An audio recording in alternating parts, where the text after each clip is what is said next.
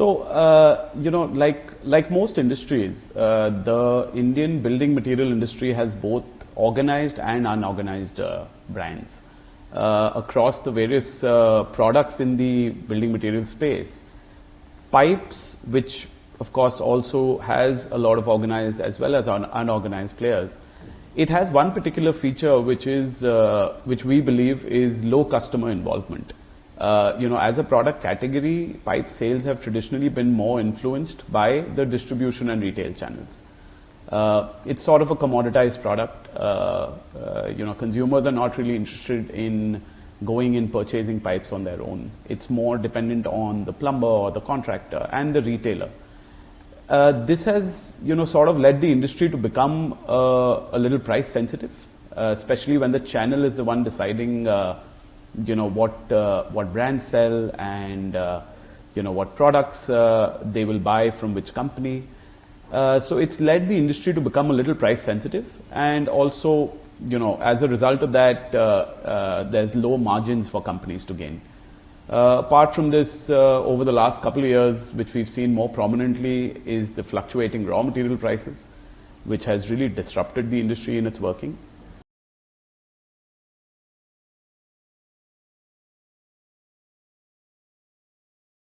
It was a constant battle between the head office and the plant teams, because the plants were really high on their inventory levels, and there was pressure from the head office to reduce inventory, reduce dead stock, which was really not necessarily their mistake.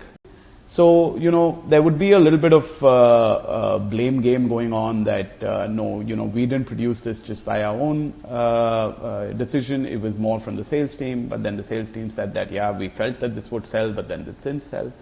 And then it reached a stage where there was a lot of inventory that we had, which hadn't moved for like a year or 2 years or even more.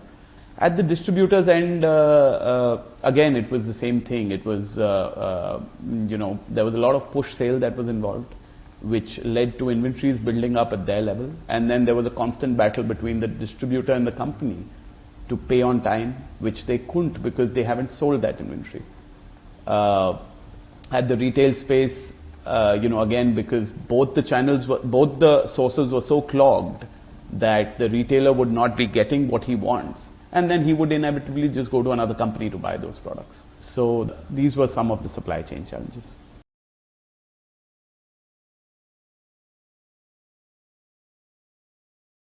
The most important aspect of the solution was that we transitioned from, a push to a pull mechanism, right? The first step in that was to understand why our current push system was harmful for us. We realized that a push system can never result in sales continuity. It's never going to create a business which is going to be ever flourishing for years to come. So, every deal that was struck between the company and the distributor, it had elements of price negotiation, it had schemes, it had things like that, because that's how you were able to sell, because you're pretty much just sitting across the table and deciding, okay, can you please buy this much and we'll give you this much extra. On the retail side, of course, there was retailers that juggling with their limited space and their limited capital, and because of that, they were unable to buy some of the things that they actually need, which they want to sell. So, a pull-based mechanism, which was more dependent on taking away that decision from the distributor on what he wants to buy to what he needs to buy. We understand what the trends are in your market. We have data to support that. And that data is helping us tell you, or at least dispatch only the required materials to you. So, that helped the system really smoothen itself out so well that, we were able to relieve all of that pressure and provide the retailers with the correct SKUs, what they need, and the quantity that keeps them satisfied, so that they don't need to turn to another brand.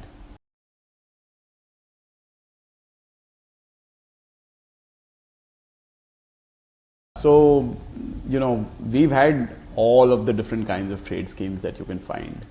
Diwali bonanzas and, gold schemes and foreign tour schemes and all of that. But yeah, one feature common between all of them was that this was for a stipulated time period. It used to be say traditionally a month long or 3 months long at max, and these were typically done in sort of the lean periods where you give a scheme and then you're sort of at least happy that okay, I've done my best to get the sales that are targeted.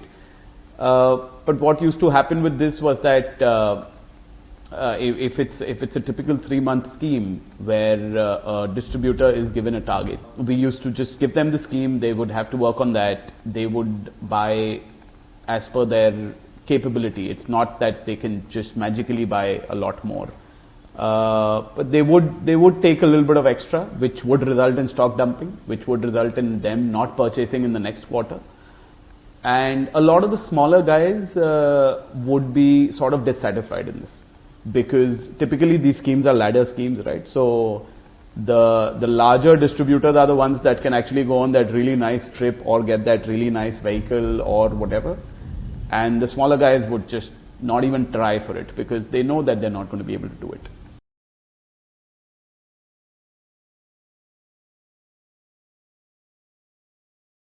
The competition typically works in this market with quarterly schemes or monthly schemes. They are mostly target linked, and that obviously results in distributors or retailers in buying a lot more than what they can consume and what they can sell. The loyalty program, on the other hand, is on the other extreme, where no one is pressurized to buy. There's no time limit that you've got to buy in. So that obviously helps retailers to work at their own pace. Now, the flip side to this is that the competition does come out with very lucrative schemes, typically in quarter 4 and typically in low seasons, where our sales team does come back to us and say that we are being unable to sell because in a particular market, because XYZ brand has come out with a scheme where they are giving an absurd amount of benefits to the retailer. That's something which can't be helped. I mean, we're not in it to just sell for that particular period. Retailers that are getting associated with us under the loyalty program or are seeing the benefit in the loyalty program will know that if you buy every week and if you keep increasing your range, you can potentially earn a larger percentage, a much higher percentage. So our loyalty program is not fixed to a certain percentage because there are multiple additional multipliers, there are bonuses that are given, and it depends on a retailer how engaged he gets. So it's sort of like a little bit of gamification to it. So, a typical retailer would see that, okay, if I really want to, earn a lot more, I can make use of these multipliers and then I can earn pretty much more than any other competition scheme.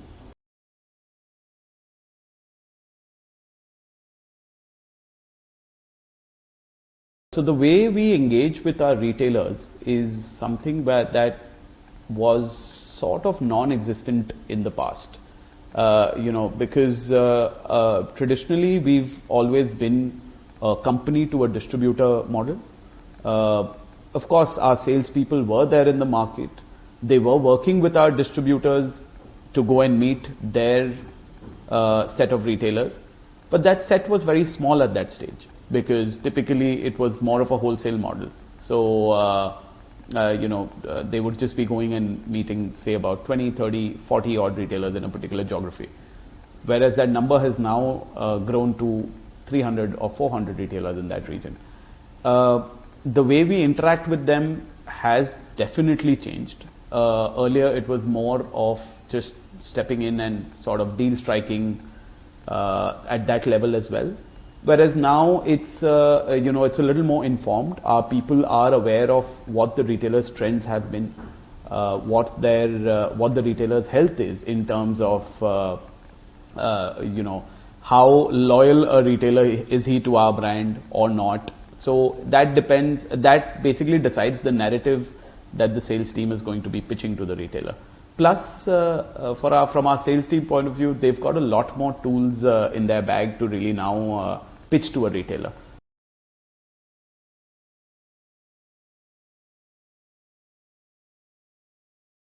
So our plumber loyalty program, which we call Skipper Sathi, is it's been recently launched. It's we're still in the phase. We're still in the implementation phase with a lot of our markets.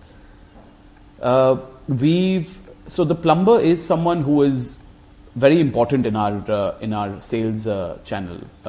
He or she is the influencer, is sort of the influencer of our sales. Because as I mentioned earlier, piping, from what we believe, is a low consumer involvement product. It's a lot dependent on the channel as well as the influencers. So we decided to launch this program. Apart from the benefits that the plumbers definitely get out of this, the company also gets a lot more visibility regarding the visibility on plumber purchase trends. It helps us link directly with the plumber.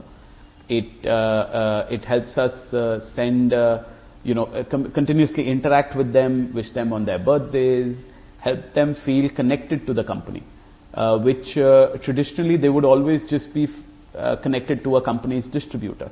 Very rarely do plumbers get directly linked with the company.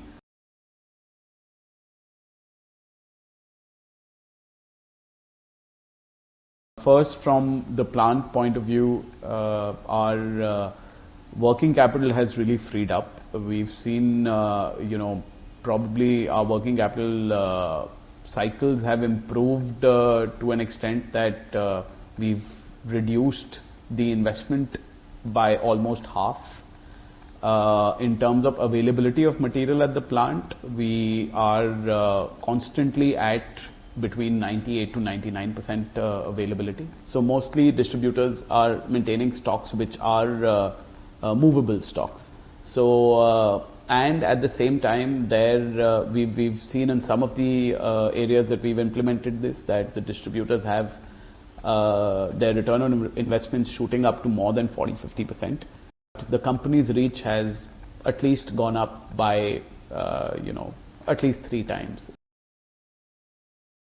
But this is a constant journey. We think that there would be nothing less than 2.5 lakh retailers across India, and we've managed to touch base with at least 10% of them. And going forward, there's a wide playground for us to really play in.